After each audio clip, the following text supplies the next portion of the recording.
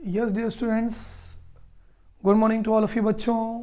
बहुत ही interesting segment है और इस सेगमेंट में हम बहुत कुछ इंपॉर्टेंट क्वेश्चंस डिस्कस करने जा रहे हैं which will be 100% important from our examination point of view.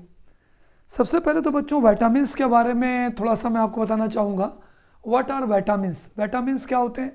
Vitamins are the complex nitrogen containing organic compounds. यहाँ मैं लिख रहा हूँ शॉर्ट में कि विटामिन्स के बारे में कि विटामिन्स होते क्या हैं।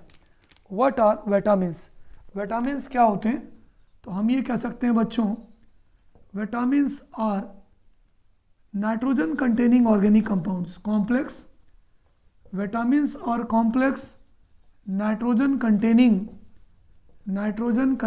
Organic compounds needed in very small amount for growth and development of our body। ये हमारे बॉडी के लिए बहुत कम अमाउंट में ज़रूरत होती है। needed in a small amount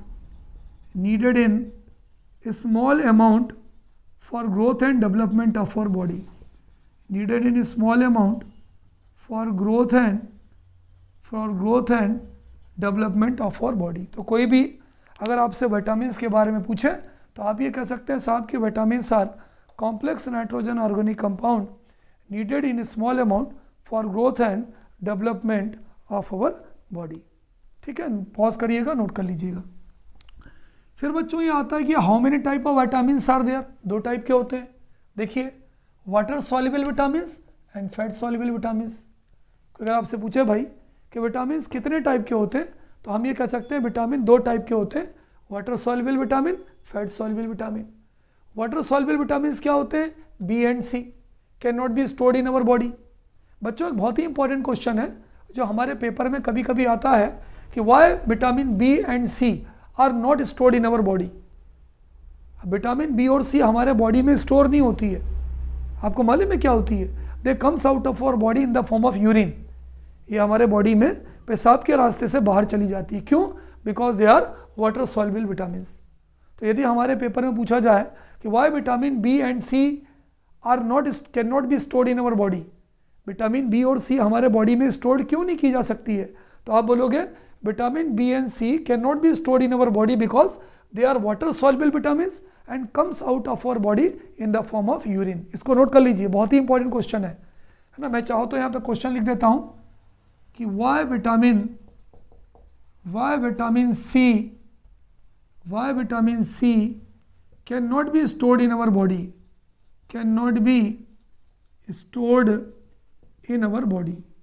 कि जो विटामिन सी है वो हमारे बॉडी में स्टोर क्यों नहीं होती है। इसका आंसर हो जाएगा बच्चों, because they are water soluble vitamin. ये कैसी विटामिन होती है? वाटर सॉल्युबल विटामिन होती है and comes out of body किस फॉर्म में बच्चों बताओ? In the form of urine. पेशाब के रूप में ये बाहर हो जाती हैं in the form of urine. तो विटामिन सी को स्टोर क्यों नहीं कर सकते? क्वेश्चन है why vitamin C can not be stored in body. तो मैंने आंसर लिखा बच्चों, because they are water soluble vitamins and comes out of our body in the form of urine and that's why it can not be stored in our body. चलिए आगे बढ़ते हैं। तो बच्चों ये हमने पढ़ लिया कि विटामिन दो टाइप की कौन कौन सी होती हैं। अब इसके बाद बच्चों हमारे पेपर में कभी कभी विटामिन के केमिकल नेम और उसका डिजीज़ पूछे आते हैं। तो vitamin A chemical name retinol, disease night blindness. Vitamin B chemical name thiamine. बच्चों देखो केमिकल नेम अक्सर पेपर में आता है एमसीक्यूज़ में, एसर्सन रीजन में। Vitamin B thiamine, disease beri, loss of appetite, भूख खत्म हो जाती है, ग्रोथ रुक जाती है। Vitamin C chemical name ascorbic acid, scurvy होता है, मसूड़ों से खून निकलने लगता है, bleeding gums. Vitamin D calciferol इसका नाम है, कैल्सीफेरॉल, रिकेट्स हो जाता है, हड्डियाँ टेढ़ी मेढ़ी होने लगती हैं, है ना। रिकेट्स बच्चों ये चिल्ड्रन में होता है, रिकेट्स इन चिल्ड्रन। और बड़े लोगों में मालूम एक डिजीज़ होता है ऑस्टियोमलेसिया। ये भी डिफॉर्मिंग बोन्स का डिजीज़ होता है लेकिन बड़ों में होता है। विटामिन ई टोकोफेरॉल, इससे कौन सी बीमारी होती है? मस्कुलर वीकनेस, मसल्स वीक हो जाती हैं। विटामिन की का केमिकल नेम होगा फाइलोक्विनोन, इससे क्या होता है? इंक्रीज ब्लड क्लॉटिंग टाइम, हमारा खून जल्दी नहीं जमता। तो इसको नोट कर लीजिए, this is something about vitamin. अच्छा बच्चों कभी कभी पूछते हैं what are fat soluble vitamin. हेडेक, इसको याद करने का सबसे बढ़िया तरीका है ADEK, ADEK ADEK. Vitamin A, vitamin D, E, K, ये फैट सॉल्युबल होती हैं। कहाँ रहती हैं ये हमारे बॉडी के लीवर में रहती हैं, एडिपोज टिश्यू में रहती हैं। एडिपोज टिश्यू किसे बोलते हैं? जिनके अंदर फैट बनता है, चिकनाई युक्त चीज़ें बनती हैं। तो ये सारी चीज़ों को बच्चों पॉज करके अच्छे से नोट कर लीजिए।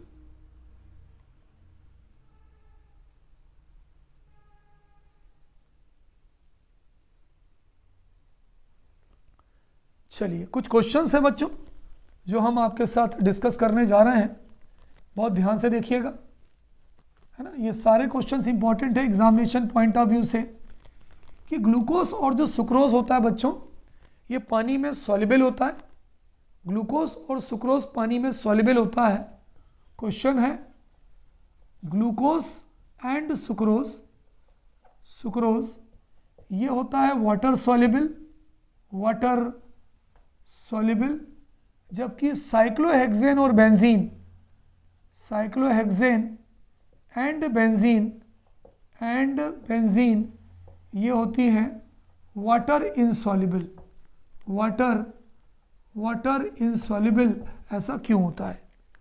ऐसा क्यों होता है बच्चों कि जो ग्लूकोज और जो सुक्रोज होता है पानी में सॉल्युबल होता है, और साइक्लोहेक्सेन और बेंजीन पानी में इनसॉल्युबल होता है, भूलता नहीं है।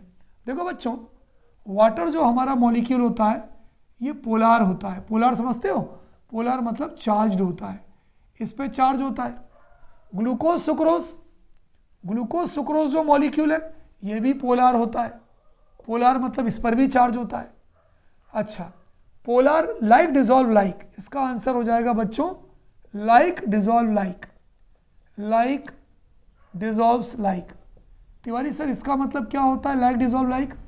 पोलर वाला मॉलिक्यूल पोलर वाले मॉलिक्यूल में डिजॉल्व होगा, नॉन पोलर वाला मॉलिक्यूल नॉन पोलर में डिजॉल्व होगा। तो बच्चों ग्लूकोज और सुक्रोज कैसा होता है? पोलर होता है। वाटर कैसा है? पोलर है। इसलिए ग्लूकोज और सुक्रोज पानी में सॉल्युबल होता है। तो हमारा आंसर ये हो सकता है glucose and sucrose soluble in water, पानी में सॉल्युबल है। क्यों? बोथ इज पोलर, भाई दोनों का ही नेचर पोलर है। साइक्लोहेक्सेन और बेंजीन वाटर में सॉल्युबल क्यों नहीं है? वाटर इनसॉल्युबल क्यों है? साइक्लोहेक्सेन और बेंजीन ये होता है नॉन पोलर, इन पर चार्ज नहीं होता, जबकि वाटर कैसा होता है? पोलर। तो इन दोनों का नेचर तो बदल गया ना। अगर ये पोलर है, ये भी पोलर है, तो ये सॉल्युबल होगा, लेकिन ये पोलर है, ये नॉन पोलर है, तो सॉल्युबल नहीं होगा। तो ये जो कॉन्सेप्ट लगता है बच्चों लाइक डिजॉल्व लाइक। तो glucose and sucrose soluble in water because both is polar. जबकि हम ये कह सकते हैं साइक्लोहेक्सेन एंड बेंजीन ये क्या होते हैं? Insoluble in water. क्यों? उसका सीधा सा आंसर है कि ये दोनों जो है, इन दोनों का नेचर क्या होगा? Non polar. इन दोनों का नेचर होगा नॉन पोलर और इसका नेचर होगा पोलर, पानी का नेचर होगा पोलर। तो सॉल्युबल होने के लिए दोनों का नेचर सेम होना चाहिए। नोट कर लीजिए।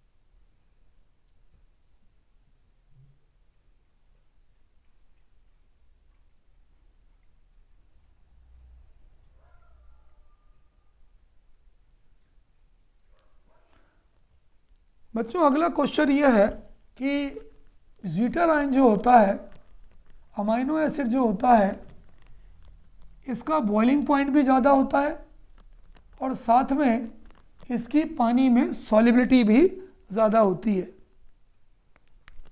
तो क्वेश्चन है द मेल्टिंग पॉइंट एंड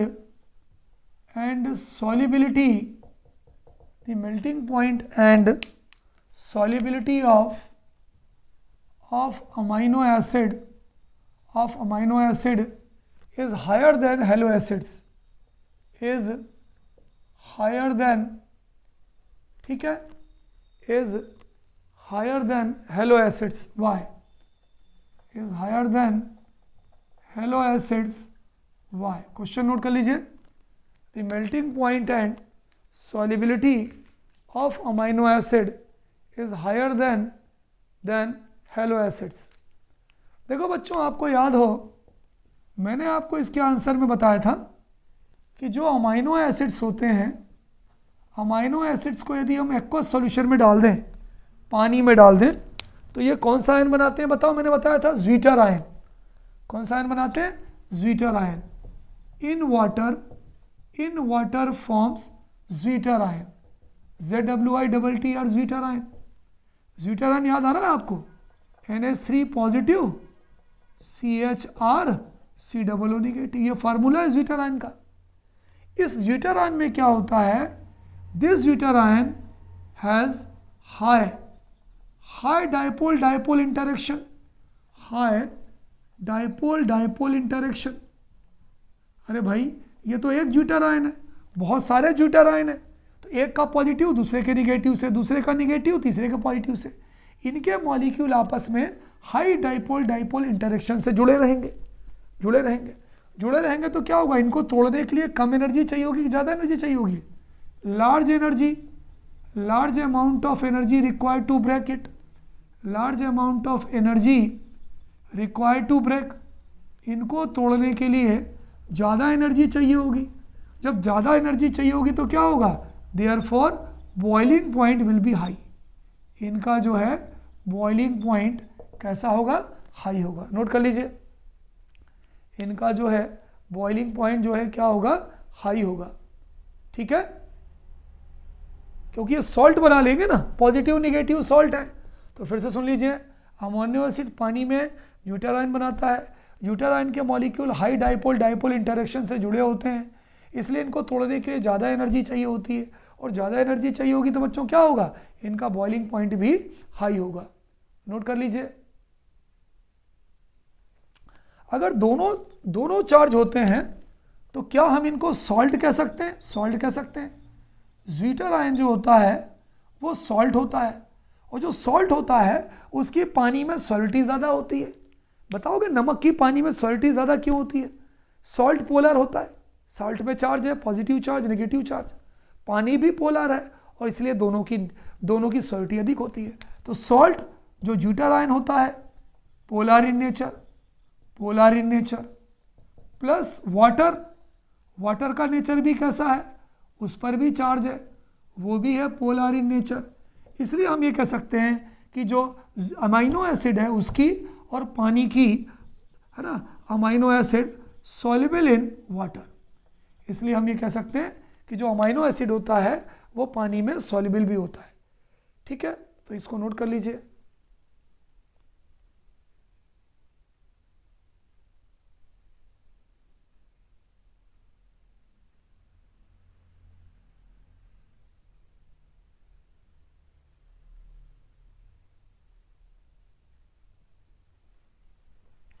अगला क्वेश्चन बच्चों बहुत इंपॉर्टेंट है कि where does the water in the egg go after boiling it. हम अंडे को जब उबाल लेते हैं तो अंडे के अंदर का पानी कहाँ चला जाता है? बहुत इंपॉर्टेंट क्वेश्चन है, कई बार पूछा गया है पेपर में. Where does the water go inside the egg after boiling. अंडे को जब उबाला जाता है तो उसके अंदर का जो पानी है वो कहाँ चला जाता है? Is it clear? उसके अंदर का जो पानी है वो कहाँ चला जाता है? अब क्या होता है बच्चों, जब हम अंडे को बॉईल करते हैं तो क्या होता है? मैंने आपको पढ़ाया था, denaturation of protein takes place. अंडे के अंदर जो होता है वो डीनेचरेशन होता है. डीनेचरेशन मतलब ग्लोबुलर प्रोटीन जो वाटर सॉल्युबल है is converted into fibrous protein. इस प्रोसेस में क्या होता है कि जो अंडा है जब उसका कोगुलेशन होता है तो पानी को एब्जॉर्ब कर लेता है. तो इस तरह से उसके अंदर का पानी चला जाता है। तो हम ये कह सकते हैं कि when water is boiled, when water बोल रहा हूँ egg, when egg is boiled तो क्या होता है बताओ, denaturation of protein takes place, protein का डीनेचरेशन होना शुरू हो जाता है। Denaturation of protein takes place, protein takes place, protein का डीनेचरेशन हो जाता है ना। Water is absorbed inside the egg, water is absorbed, water is absorbed inside the egg, inside the egg, अंडे के अंदर पानी एब्जॉर्ब होने लगता है and coagulation takes place, and coagulation of egg white takes place, अंडे के अंदर का जो सफ़ेद वाला पोर्शन है वो जमने लगता है। Coagulation of egg white takes place, water absorb होगा, एब्जॉर्ब होता है और अंडे के अंदर का पोर्शन जमने लगता है, ठीक है। In this way water is removed, in this way water is removed, water is removed, जो अंडे का पानी होता है वो खत्म हो जाता है। तो when egg is boiled, denaturation of protein takes place, protein जो है जमने लगती है, water is absorbed inside the egg and coagulation of egg white takes place, अंडे के अंदर का सफ़ेद पोर्शन जम जाता है और इस तरह से जो अंडा है वो जो पानी है वो हट जाता है, हट जाता है मतलब उसी के अंदर एब्जॉर्ब हो जाता है। नोट कर लीजिए।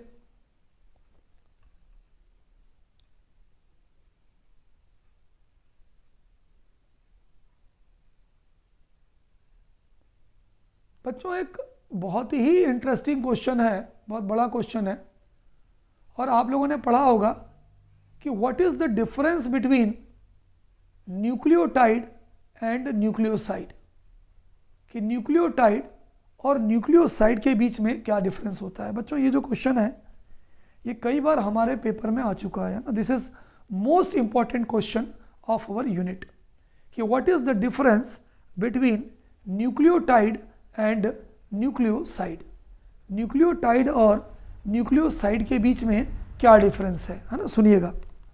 चलिए पहले हम देखते हैं न्यूक्लियोसाइड, बहुत इंपॉर्टेंट क्वेश्चन है बच्चों, 100% इंपॉर्टेंट क्वेश्चन है ना, इसको देख लीजिए, बहुत इंपॉर्टेंट क्वेश्चन है। व्हाट इज, कभी कभी पेपर में इसका स्ट्रक्चर बनाने को भी आता है, what is the difference between nucleotide, मैं डिफरेंस के फॉर्म में आपको बताऊंगा ताकि आपको रटना ना पड़े। What is the difference between nucleoside, एक तरफ लिख देता हूँ, यही लिख देता हूँ न्यूक्लियोसाइड और यहाँ लिख देता हूँ न्यूक्लियोटाइड। अब देखो बच्चों आपने पढ़ा होगा कि कोई भी न्यूक्लिक एसिड हो, उस न्यूक्लिक एसिड के 3 कंपोनेंट होते हैं, यहाँ लिख देता हूँ न्यूक्लिक एसिड के 3 कंपोनेंट्स होते हैं। कोई अगर आपसे पूछे कि भाई कितने कंपोनेंट्स होते हैं तो 3 कंपोनेंट्स होते हैं ना। पहला कंपोनेंट क्या होता है भाई बताओ, पहला कंपोनेंट होता है शुगर्स, शक्कर, कौन सी शक्कर है। दूसरा कंपोनेंट होता है नाइट्रोजनस बेस और तीसरा कंपोनेंट होता है फॉस्फोरिक एसिड, फॉस्फोरिक एसिड। इन 3 चीज़ से मिलकर जो है न्यूक्लिक एसिड बना होता है। वो न्यूक्लिक एसिड आपका डीएनए हो या आरएनए हो, इसको नोट कर लीजिए, है ना। न्यूक्लिक एसिड डीएनए भी हो सकता है, न्यूक्लिक एसिड आरएनए भी हो सकता है। वो हमेशा 3 चीज़ से मिलकर बनता है, sugar, nitrogenous base, phosphoric acid. चलिए भाई पहले हमें बताना है कि न्यूक्लियोसाइड क्या होता है, फिर बताना है न्यूक्लियोटाइड क्या होता है। न्यूक्लियोसाइड जो होता है बच्चों, it is made up of 2 component of nucleic acids. कौन? Nucleoside, nitrogenous base and sugars. तो nucleoside is formed by the combination of 2 चीज, एक तो होती है आपकी शुगर एंड नाइट्रोजनस बेस, केवल 2 ही। ये 3 में से अगर 2 चीज मिलकर कोई स्ट्रक्चर बना रही है तो उसे हम न्यूक्लियोसाइड कहेंगे। न्यूक्लियोटाइड क्या होता है? तीनों चीज से मिलकर बनता है। तो न्यूक्लियोटाइड इज फॉर्म्ड, बहुत इजी वे में बता रहा हूं बच्चों मैं आपको, is formed by the combination of sugar number 1, comma nitrogenous base number 2, nitrogenous base and phosphoric acid, nitrogenous base and phosphoric acid, तीनों चीज से मिलकर ये बनता है। कैसे बनता है तिवारी सर? आप थोड़ा सा इन दोनों का डायग्राम बना दो। देखो बच्चों मैं डायग्राम बना रहा हूं आपको, इस डायग्राम को बहुत ध्यान से समझिएगा जो मैं बनाने जा रहा हूं। इधर बना रहा हूं न्यूक्लियोसाइड का, ये हो गया ये H, ये हो गया H, ये हो गया OH, ये हो गया H, ये हो गया OH, ये हो जाएगा CH2OH और ये हो जाएगा H। स्ट्रक्चर ध्यान से देख लीजिए। एक बार मैं आपको समझाऊं याद करने का तरीका। पहले वाले में और आखिरी वाले में H नीचे होगा, बाकी बीच में दो में H ऊपर होगा, OH नीचे होगा। यहां पर जो जुड़ेगा आपके वो जुड़ेगी शुगर, यही है ना, शुगर और सॉरी यहां जो जुड़ेगा वो जुड़ेगा नाइट्रोजनस बेस। यहां कौन जुड़ेगा? Nitrogenous base. ये किसका स्ट्रक्चर है? शुगर। बच्चों ये शुगर डीऑक्सीराइबोज भी हो सकती है, ये शुगर राइबोज भी हो सकती है। तो अगर तुम्हारी शुगर है, ये जो फार्मूला है जो मैंने बनाया है बच्चों, ये फार्मूला शुगर का है और ये तुम्हारा नाइट्रोजनस बेस है। तो अगर शुगर हो और वो नाइट्रोजनस बेस से जुड़ रही हो, किस पोजीशन पे? C1 पे। ये कार्बन नंबर 1 है, 2 है, 3 है, 4 है। तो अगर कोई तुमसे पूछे कि नाइट्रोजनस बेस शुगर के कौन से कार्बन नंबर पे जुड़ता है, तो हम ये बोल सकते हैं भाई कि ये नाइट्रोजनस बेस शुगर के C1 कार्बन पे जुड़ता है। ये C1 है, C2 है, C3 है, C4 है। लिखना जरूरी नहीं है, लेकिन फिर भी आप लिख सकते हैं कि नाइट्रोजनस बेस इसके C1 कार्बन पे जुड़ता है। बताओ भाई कोई दिक्कत हो किसी को? तो हाँ, तो ये जो स्ट्रक्चर है वो किसका है? न्यूक्लियोसाइड का है। चलिए भाई अब हम न्यूक्लियोटाइड का स्ट्रक्चर बनाते हैं, बिल्कुल वैसे ही न्यूक्लियोटाइड का स्ट्रक्चर बनाते हैं बच्चों। ये हो गया तुम्हारा O, ये हो गया तुम्हारा क्या बोलो O के बाद ये आ गया, ये आ गया, ये हो गया, ये हो गया, ये भी हो गया। यहाँ पर क्या आएगा सर? आपने बताया था H, यहाँ आपने बताया था H ऊपर OH नीचे, यहाँ H ऊपर OH नीचे, यहाँ पर आपने बताया था CH2OH और यहाँ H, वही वाला तो स्ट्रक्चर है। यहाँ पर तिवारी सर आपने लिखवाया था नाइट्रोजनस बेस, बिल्कुल सही लिखवाया था भाई। मैं कहाँ कह रहा हूँ नहीं लिखवाया था, लिखवाया था मैंने। अब सुनिए, यहाँ पर दो चीज़ें तो है ही हैं, शुगर नाइट्रोजनस बेस। यहाँ पर बच्चों फॉस्फोरिक एसिड भी आ जाता है, OH हट जाता है और OH की जगह पे बच्चों ये जुड़ जाता है P। देखिए मैं इस कलर से लिख रहा हूँ P, यहाँ double bond O negative, O negative. देखिए बात समझिए, हमने ये वाला OH हटा दिया और यहाँ सिंगल बॉन्ड P, ये निगेटिव, ये डबल बॉन्ड। ये जो होता है ये होता है बच्चों आपका फॉस्फोरिक एसिड। ये फॉस्फोरिक एसिड हो गया। बीच वाला पोर्शन आपका शक्कर हो गई, शुगर हो गया। ये वाला पोर्शन नाइट्रोजनस बेस हो गया। यानी अगर कोई बोले कि शक्कर के किस वाले कार्बन से नाइट्रोजनस बेस जुड़ता है, तो ये तुम्हारा कार्बन C1 है, C2, C3, C4, C5। Carbon C5 से आपका फॉस्फोरिक एसिड जुड़ता है और कार्बन C1 से आपको दिख नहीं रहा होगा, चलिए मैं इसको इस पेन से बना देता हूँ, इस वाले पेन से बना देता हूँ, इस वाले पेन से। तो ये तुम्हारा कार्बन C1 है, C1 से तुम्हारा नाइट्रोजनस बेस जुड़ गया। ये C2 है, C3 है, C4 है, C5 है और C5 से तुम्हारा फॉस्फोरिक एसिड जुड़ गया। तो बच्चों इस तरह से हम बता सकते हैं कि what is nucleoside? It is formed by the combination of तीन कंपोनेंट होते हैं, sugar, nitrogenous base, phosphoric acid. तो अगर न्यूक्लियोसाइड है, it is formed by the combination of sugar and nitrogenous base. बनाने का तरीका OH, HOH, HOH, HCH2OH, nitrogenous base जुड़ गया कार्बन नंबर 1 पर, और it is formed by the combination of sugar, nitrogenous base and phosphoric acid. Nitrogenous base यहाँ, phosphoric acid यहाँ। CH2 single bond, O negative 2 होते हैं, ये डबल बॉन्ड। नोट कर लीजिए।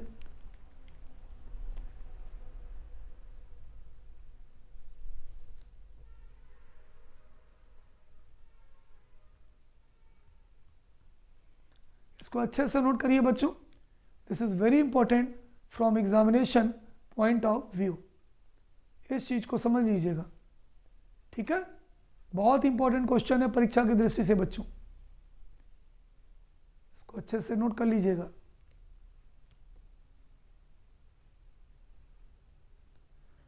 बच्चों कभी कभी पेपर में क्वेश्चन और आता है, पॉज करके नोट कर लीजिएगा, कि भाई डीनेचरेशन ऑफ प्रोटीन, प्रोटीन का जो स्ट्रक्चर होता है वो 3 होते हैं, primary structure, secondary structure and tertiary structure of protein, है ना। प्रोटीन के बच्चों 3 स्ट्रक्चर होते हैं, primary structure, secondary structure and tertiary structure of protein.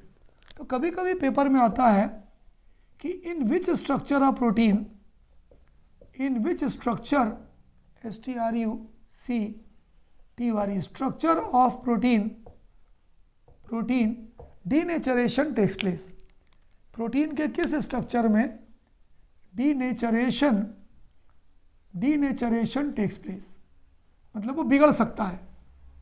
तो बच्चों इसका आंसर होगा secondary and 2 degree and 3 degree, या हम इसको कह सकते हैं सेकेंडरी एंड टर्शियरी स्ट्रक्चर। इन दोनों स्ट्रक्चर में डीनेचरेशन होता है। डीनेचर ध्यान रखना, सेकेंडरी और tertiary structure of protein, protein के सेकेंडरी या टर्शियरी या 2 डिग्री एंड 3 डिग्री, है ना। Denaturation of protein takes place, of protein takes place. जबकि जो 1 डिग्री स्ट्रक्चर होता है, या जिसे हम प्राइमरी स्ट्रक्चर ऑफ प्रोटीन कहते हैं, प्राइमरी स्ट्रक्चर ऑफ प्रोटीन कहते हैं, वो रिमेन इंटैक्ट होता है, रिमेन इंटैक्ट, हीटिंग का या पीएच का उस पर कोई असर नहीं होता। तो ये लिख लीजिए रिमेन इंटैक्ट, केवल जो गर्म करने पर या पीएच से या केमिकल चेंजेस से जो स्ट्रक्चर टूटता है या जिसका नेचर बिगड़ जाता है वो 2 डिग्री या 3 डिग्री होता है, सेकेंडरी या टर्शियरी होता है। प्राइमरी स्ट्रक्चर में कोई भी चेंज नहीं होता है, इट रिमेन्स इंटैक्ट। नोट कर लीजिए बच्चों।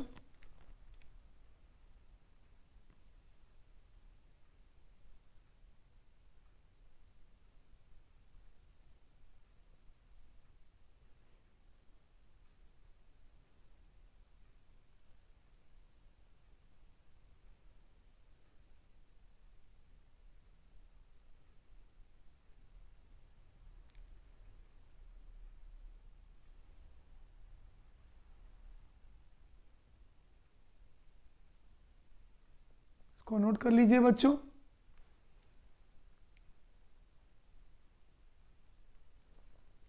बच्चों ये क्वेश्चन है जो थोड़ा सा मैं आपको समझाना चाहूँगा। आपको याद हो मैंने आपको ग्लूकोज की रिएक्शन बताई थी, है ना। ये दूसरे पार्ट में बताया था कि ग्लूकोज की हाइड्रोआयोडिक एसिड से रिएक्शन, फिर बताया था ग्लूकोज की ब्रोमीन वाटर से रिएक्शन, और फिर बताया था मैंने ग्लूकोज की strong oxidizing agent nitric acid से रिएक्शन। ठीक है बच्चों, कभी कभी हमारे पेपर में देखिए, मैं मतलब समझिएगा, वहाँ भी मैंने सही बताया था, यहाँ भी मैं आपको सही बता रहा हूँ, थोड़ा सा मतलब समझिएगा। क्वेश्चन में अंतर देखिएगा क्या है, क्योंकि आपके जो बुक है उसके अंदर जो क्वेश्चंस हैं वो कुछ इस तरह से है, तो आपको रिएक्शन भी मालूम होनी चाहिए। क्वेश्चन है बच्चों हमारे पेपर में, right down the reaction of D glucose. किसकी बोलो? डी ग्लूकोज की। ये एक कॉन्सेप्ट है, थोड़ा सा आप कंफ्यूज हो गए कि तिवारी सर आपने तो हमें ग्लूकोज की रिएक्शन बताई थी, यहाँ पे डी ग्लूकोज क्यों है? जरा मेरी बात को समझिए वरना कंफ्यूज हो जाएंगे आप। किसके साथ लिखनी है डी ग्लूकोज की रिएक्शन? विथ नंबर 1 HI के साथ, नंबर 2 ब्रोमीन वाटर के साथ, और number 3 strong oxidizing agent concentrate nitric acid के साथ। क्वेश्चन नोट कर लीजिए पहले, फिर मैं आपको बताता हूं।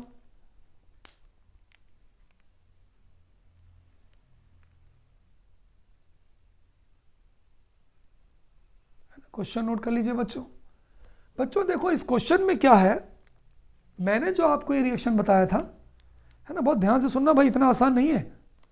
वो मैंने आपको सिर्फ ग्लूकोज से बताया था। इन्होंने यहाँ पर जो इक्वेशन दी है वो डी ग्लूकोज दी है। अब आपको क्या करना है, जब ये डी ग्लूकोज वाली बात होगी तो आपको यहाँ पर ग्लूकोज का हेमी एसिटल स्ट्रक्चर बनाना होगा डी का। कैसे, देखिए मेरी बात को ध्यान से देखिए, मैंने लिखा CHOH, ठीक है, ऐसा लिख दिया मैंने CHOH पहला वाला। फिर मैंने क्या लिखा दूसरे वाले पे, बोलो क्या होता है, बोलो।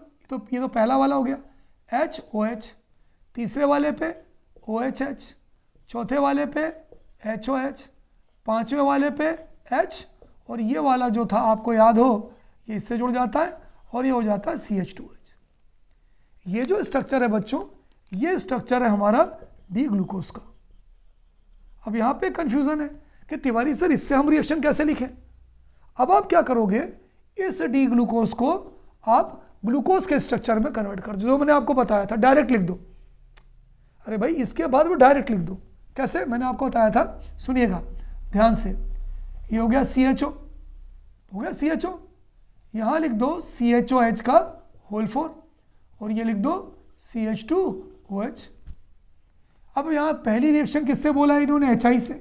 मैंने आपको बताया था कि अगर देखो आप पहले क्या करोगे, D glucose, alpha D glucose तो आपको बनाना ही पड़ेगा, आपको ये डी ग्लूकोज तो बनाना ही पड़ेगा। फिर आप डी ग्लूकोज को वहाँ लेके जाओगे जो मैंने आपको पढ़ाया था, इसको अपन बोलेंगे ग्लूकोज। डी ग्लूकोज से क्या बन गया, बोलो ग्लूकोज। HI से रिएक्शन करवाएंगे तो क्या होगा, 1 5 4 5 6, मैंने बताया था आपको कि एन हेक्सेन बनता है। आप मेरे पहले पार्ट में देखिए, 1 2 3 4, ये हो गया 5 और ये हो गया 6, इसका नाम क्या हो जाएगा, एन हेक्सेन।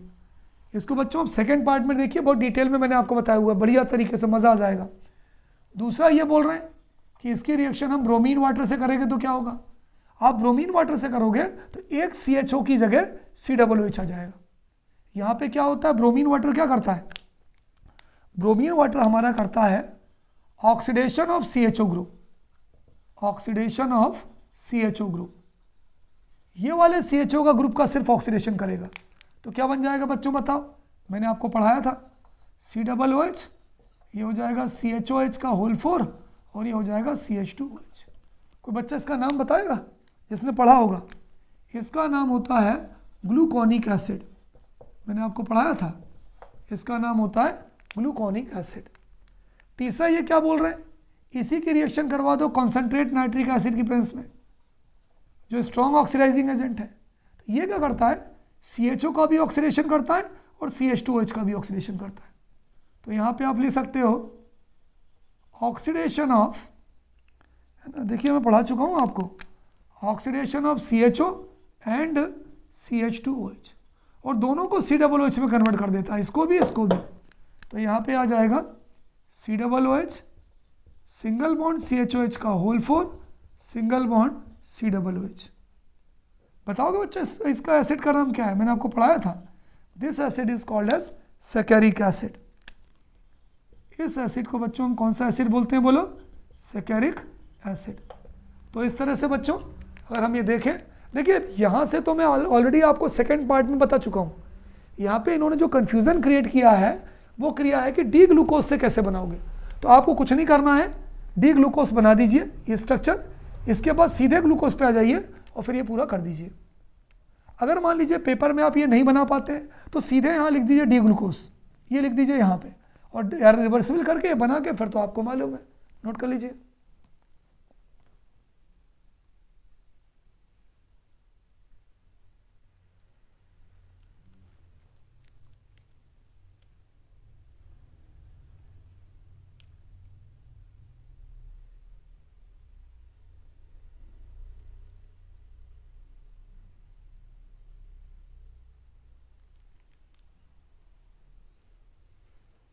चलिए पॉज करके नोट कर लीजिए बच्चों। अगला है बच्चों, what is the difference between starch and cellulose. Cellulose मालूम है कहाँ पाया जाता है बच्चों, ग्रास में, घास में।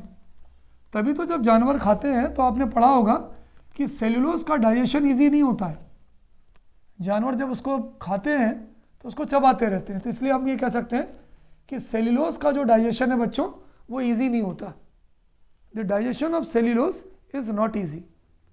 ठीक है, तो अगला क्वेश्चन है, व्हाट इज द, क्वेश्चन है हमारा, what is the difference between starch and cellulose. What is the difference between starch and cellulose.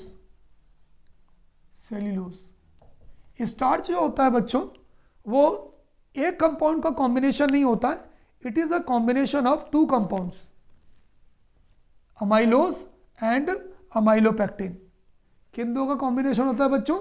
Amylose and amylopectin. तो हम ये कह सकते हैं इसमें कि starch is a compound formed by combination of दो चीज़ों से मिलकर बनता है बच्चों। ये जो है दो चीज़ों से मिलकर बनता है, formed by the combination of amylose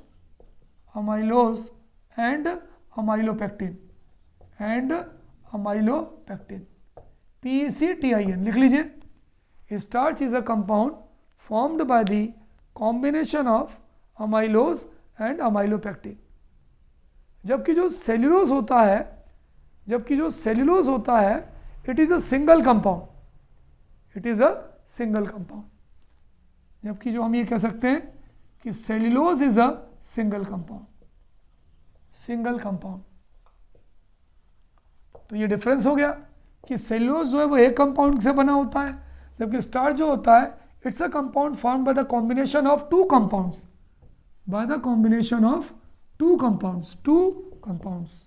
वो कंपाउंड्स कौन कौन से हैं बच्चों? अमाइलोज है और अमाइलोपेक्टिन है। नोट कर लीजिए।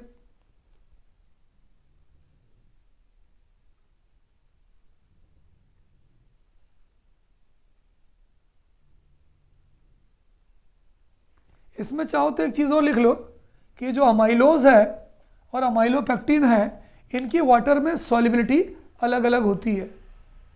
ठीक है, अमाइलोज जो है ये वाटर सॉल्युबल होता है, चाहे तो नोट कर लें, एमसीक्यू में आ सकता है। और अमाइलोपेक्टिन जो है बच्चों, ये क्या होता है बोलो? ये होता है वाटर इनसॉल्युबल होता है। तो अमाइलोज वाटर सॉल्युबल होता है और अमाइलोपेक्टिन जो है बच्चों वो वाटर इनसॉल्युबल होता है। कोई दिक्कत? Is there any problem? चलिए कार्बोहाइड्रेट के दो फंक्शन बताएंगे बच्चों आप लोग। बताइए कार्बोहाइड्रेट का। एक तो कार्बोहाइड्रेट में प्लांट के लिए बताइए, प्लांट के लिए cellulose, the plant cell wall is made up of cellulose. Plant की जो सेल वॉल है वो काहे से बनी होती है बताओ बच्चों? सेल्यूलोज से बनी होती है। और दूसरा बताइए, पानी जो पौधे होते हैं, पौधे का जो बीज होता है वो जब डॉर्मेंट कंडीशन में होता है तो उसमें कौन स्टोर होता है? Starch, reserve food of plant. ठीक है, जो उसको क्या देता है? एनर्जी देता है। तो लिख लीजिए question, write down the two function of carbohydrate in plants. Plants में कार्बोहाइड्रेट के कौन से दो फंक्शन हैं? तो two functions of carbohydrates in plants, two functions of carbohydrates in plants। Plants के अंदर कौन से दो यूज हैं? पहला यूज सबको मालूम है, cell wall, plant cell wall कैसे बनी होती है? Is made up of cellulose. Plant cell wall is made of cellulose. Plant की सेल वॉल बच्चों सेल्यूलोज से बनी होती है, जो क्या है? सेल्यूलोज क्या है? कार्बोहाइड्रेट है। दूसरी चीज़, प्लांट के अंदर स्टार्च होता है, जो कहाँ होता है? उसके सीड में होता है, और इसको हम बोलते हैं रिजर्व फूड। कौन सा फूड बोलते हैं? Reserve food. क्यों भाई, हमारे बॉडी में रिजर्व फूड कहाँ रहता है? हमारे बॉडी में रिजर्व फूड लीवर में होता है। किस फॉर्म में होता है? ग्लाइकोजन के फॉर्म में होता है। वो क्या करता है? वो हमें इमरजेंसी के पीरियड में एनर्जी प्रोवाइड करता है। इसी तरह से अगर ह्यूमन बीइंग का रिजर्व फूड इंसुलिन है, तो प्लांट का रिजर्व फूड स्टार्च है। ये क्या करता है कि पौधा जब फोटोसिंथेसिस करता है, during photosynthesis it provides food. तो दो काम है। अगर कोई बोले कि भाई कार्बोहाइड्रेट का प्लांट में कौन सा दो फंक्शन है, तो प्लांट की जो सेल वॉल होती है वो सेल्यूलोज से बनती है जो कार्बोहाइड्रेट है, स्टार्च जो कार्बोहाइड्रेट है जो पौधे में पाया जाता है, उसकी सीड में पाया जाता है, वो रिजर्व फूड का काम करता है। यानी पौधे जब फोटोसिंथेसिस करते हैं तो वो इनको एनर्जी देता है।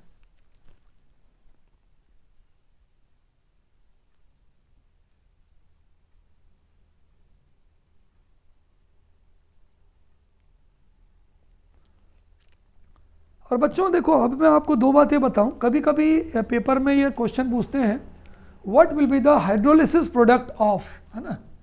ये मैं आपको बता चुका हूं, आपको अगर याद हो तो in third segment we have prepared the structure of sucrose, structure of maltose and structure of lactose. तो कभी कभी हमारे पेपर में क्वेश्चन और पूछते हैं write down the name of hydrolysis product of following. Write down the name of hydrolysis product of following. कि ये जो हम लिख रहे हैं ग्लूकोज या कार्बोहाइड्रेट, इनके हाइड्रोलिसिस प्रोडक्ट कौन कौन से होंगे। चलो भाई, पहला नंबर है, चलो मान लो मैंने सुक्रोज ही लिख दिया। बताओ भाई सुक्रोज का हाइड्रोलिसिस प्रोडक्ट कौन होगा। तिवारी सर हमें तो मालूम है अल्फा, बोलो बोलो क्या होगा, बोलो D glucose, alpha D glucose, और बोलो क्या होगा प्लस बीटा डी फ्रक्टोज। ये मैं करवा चुका हूँ बच्चों, आपको अगर याद हो तो। हम नहीं याद होगा तो क्या बता सकता हूँ कि जो सुक्रोज होता है जब हम इसका हाइड्रोलिसिस करते हैं, यहाँ लिख दो यारों पे, हाइड्रोलिसिस करते हैं तो एक बनता है अल्फा डी ग्लूकोज और दूसरा बनता है बीटा डी फ्रक्टोज। दूसरा, अगर माल्टोज होगा तो क्या होगा, ये भी बताया था। माल्टोज का हाइड्रोलिसिस करेंगे तो क्या होगा, यहाँ पे बनेगा, दोनों बनेंगे अल्फा डी ग्लूकोज के दो मॉलिक्यूल। पहला भी अल्फा डी ग्लूकोज होगा और दूसरा भी अल्फा डी ग्लूकोज होगा। ये है। अगर मान लीजिए लैक्टोज पूछा जाए कि भाई लैक्टोज का हाइड्रोलिसिस प्रोडक्ट कौन होगा, तो लैक्टोज, बच्चों ये एमसीक्यूज में आते हैं, बहुत इंपॉर्टेंट क्वेश्चन है। लैक्टोज का जो होगा वो होगा बीटा डी गैलेक्टोज और प्लस बीटा डी ग्लूकोज। बहुत इंपॉर्टेंट क्वेश्चन है, नोट कर लेना आप। एमसीक्यूज में, सेशन रीजन में, वन वर्ड में, मैच द कॉलम में आता है। Alpha D glucose, beta D glucose sucrose का है। अल्फा डी ग्लूकोज, इसका स्ट्रक्चर ही बताया था मैंने आपको। अल्फा डी ग्लूकोज के दो मॉलिक्यूल माल्टोज के हैं। अच्छा ये बताओ, पानी से ये निकल जाता है, ये दोनों जो आपस में जुड़े रहते हैं, जो मोनोसेकेराइड्स हैं, वो कौन से बॉन्ड से जुड़ते हैं, याद करो। मैंने बताया था एक ही तो बॉन्ड है, ग्लाइकोसाइडिक लिंकेज। ये जिस लिंकेज से जुड़ते हैं बच्चों, उसे हम कौन सा लिंकेज कहते हैं जी, ग्लाइकोसाइडिक लिंकेज। नोट कर लीजिए।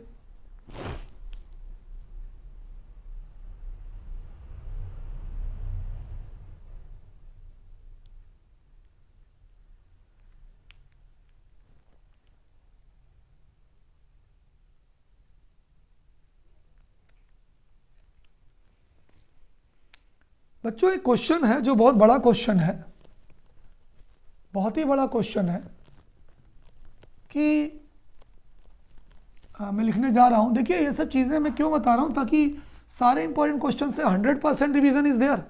ध्यान रखिए। How do you explain